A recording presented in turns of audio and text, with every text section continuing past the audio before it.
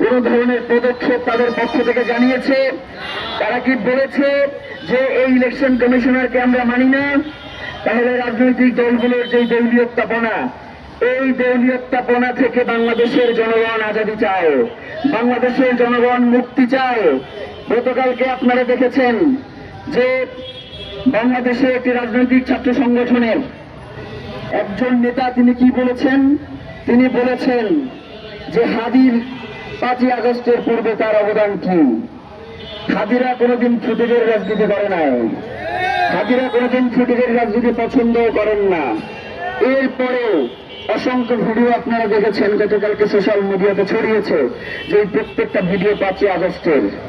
হাদি কোনোদিন চিন্তা করে নাই যে তাকে ভিডিও দিয়ে প্রমাণ করতে হবে তার আজাদের এই লড়াইকে। দৃঢ় বন্ধনের আস্থায় শক্তিশালী স্টিলের আরেকটি নাম জেডএসআরএম। হাদি একটা কথাই বলেছেন, জান দেব জুলাই দেব না।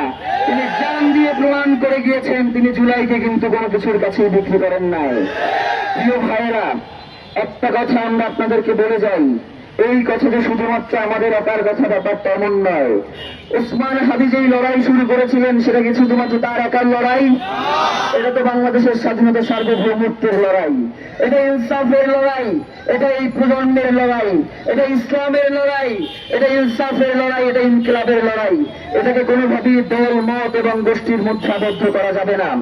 আমরা এই সরকারকে স্পষ্ট করে বলতে চাই, আপনি যে চার্জশিট দাখিল করেছেন সেই চার্জশিট এখন পর্যন্ত আমাদের যারা টিম রয়েছে তারা পড়াশোনা করছে এর ব্যাপারে। এর ভিতরে আমরা এখন পর্যন্ত রেজাল্ট দেখতে পেয়েছি, বাপ্পি নামক এক কলা গাছকে সামনে এসে মূল ঘটনাকে আপনারা আড়াল করবার চেষ্টা করছেন। এই জনগণ কি আপনারা বোকা মনে হয়?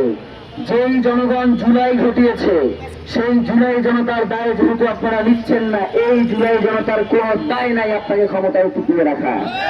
তাদের কোনো ঠেকা পড়ে নাই আজীবন তারা রাজপথে রক্ত দিয়ে যাবে, আর আপনারা বারংবার তাদের রক্তের উপর দিয়ে ক্ষমতায় গিয়ে এইসব সুশীলগিরি করাবেন। এই জনগণ, আজকে বাংলাদেশের জনগণ আপনাদেরকে একটা স্পষ্ট বার্তা দিতে চায়, সেটা হচ্ছে আগামী নির্বাচনে শহীদ ওসমান হাদি খুনিদের ব্যাপারে যারাই সচেষ্ট থাকবে, যারাই সোচ্চার হবে, ভোটের রাজনীতিতে জনগণ তাদের কি বেছে নেবে। এটাকে যদি আপনারা মনে করেন শুধু কথার কথা, তাহলে একটু অপেক্ষা করেন, একটু অপেক্ষা করেন এবং দেখেন যে এই ভারতীয় আধিপত্যবাদের বিরুদ্ধে ইনসাফের এই লড়াইয়ের যেই জনতা আপনাদেরকে ভোটের ময়দানে কি জবাব দেয়, সেটার জন্য অপেক্ষা করেন।